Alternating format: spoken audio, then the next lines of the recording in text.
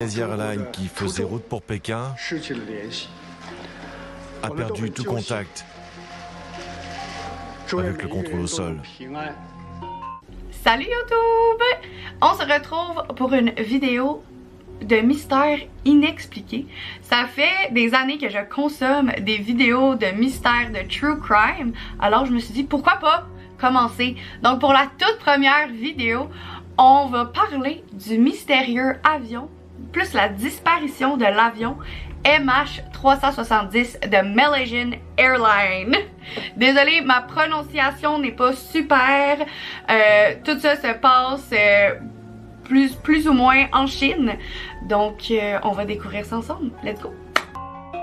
Le MH370 a disparu des écrans radars à 1h21 locale, alors qu'il se situait entre la Malaisie et le Vietnam, en plein milieu de la mer de Chine. Le Boeing 777 décolle de Kuala Lumpur à minuit 41 à peu près heure locale.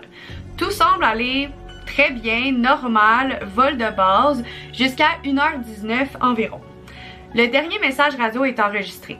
Good night, Malaysian 370. Peu après, l'avion disparaît des radars. On sait pas où. Mais on sait qu'elle a continué à voler pendant des heures, plusieurs heures. Grâce aux satellites, on découvre que l'avion aurait pris une trajectoire inexpliquée vers l'océan Indien. Pourquoi? On sait vraiment pas. Accident, détournement, sabotage, on n'en a vraiment aucune idée, mais on va aller ensemble découvrir les théories. La première théorie qu'on va aborder, c'est l'acte intentionnel du pilote. Bien que j'y crois plus ou moins, c'est une théorie très populaire. Encore une fois, je m'excuse si je prononce mal le nom du pilote. Il y a certains indices qui suggèrent que Zahari Ahmad Saad aurait volontairement modifié le trajectoire de l'avion. Des simulations ont été trouvées. Le pilote avait un simulateur de vol chez lui. Donc le FBI, si je ne me trompe pas, sont allés faire des fouilles chez le pilote et ont trouvé ce simulateur. Le simulateur a montré que le pilote aurait effectué un vol presque exact au dernier trajet du MH370. Cependant, il n'y a vraiment aucune preuve concrète face à cette hypothèse. Et comme je disais, j'y crois plus ou moins. Today, we have uncovered 2 passengers which was traveling on a stolen passport. Okay? And we have identified one of them. La deuxième théorie, c'est la théorie du détournement. Il y a 2 passagers du vol MH370 qui avaient des faux passeports.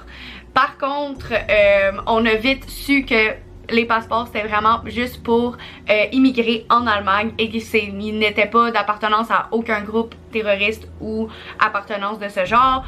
Donc, c'est comme une des théories les plus populaires, si je peux dire, mais il n'y a aucun groupe qui a dit « Hey, c'est nous qui l'a fait, c'est notre faute ».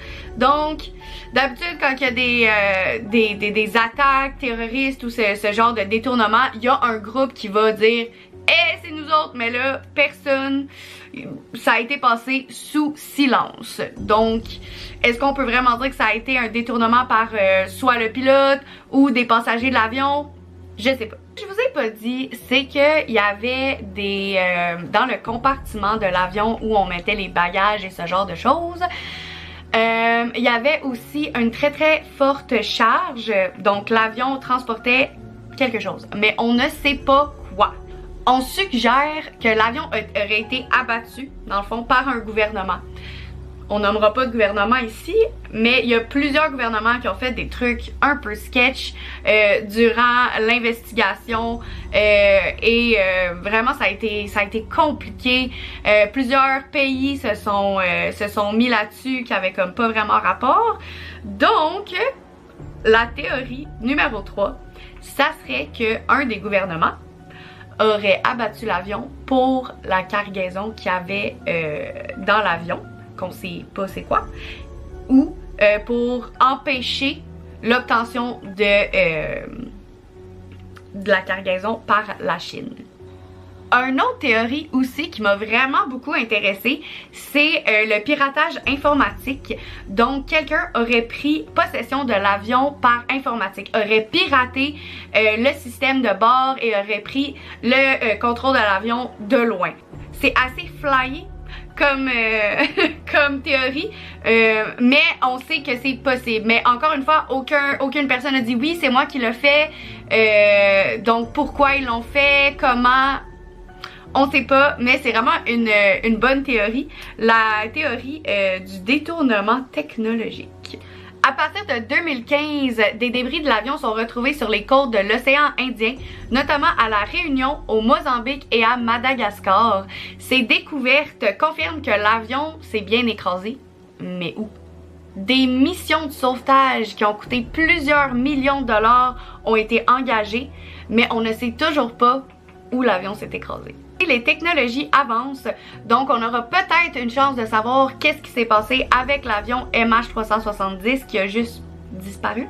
Le vol MH370 reste un des plus grands mystères de notre époque. Un jour, la vérité éclatera peut-être. Mais en attendant, la famille des victimes reste sans réponse.